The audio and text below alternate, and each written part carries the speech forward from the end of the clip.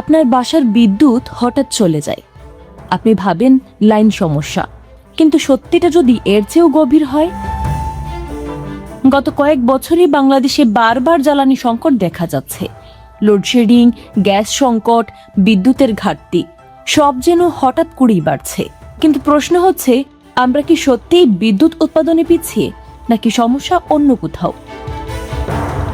বাংলাদেশে বিদ্যুৎ উৎপাদনের ক্ষমতা কাগজে কলমে অনেকটাই বেড়েছে। নতুন নতুন বিদ্যুৎ কেন্দ্র হয়েছে, বড় বড় প্রজেক্ট চালু হয়েছে। তাহলে সমস্যা কোথায়? সমস্যা হচ্ছে এই বিদ্যুৎ কেন্দ্রগুলোর অনেকগুলোই চলে আমদানিকৃত জ্বালানিতে, যেমন এলএনজি, কয়লা, তেল। আর যখন আন্তর্জাতিক বাজারে দাম বেড়ে যায়, তখন এই বিদ্যুৎ চালু রাখা হয়ে পড়ে অনেক বেশি খরচে। অনেক সময় বিদ্যুৎ কেন্দ্র থাকলেও জ্বালানির অভাবে সেগুলো বন্ধ রাখতে হয়। মানে বিদ্যুৎ তৈরি করার ক্ষমতা আছে, কিন্তু চালানোর মতো জ্বালানি নেই।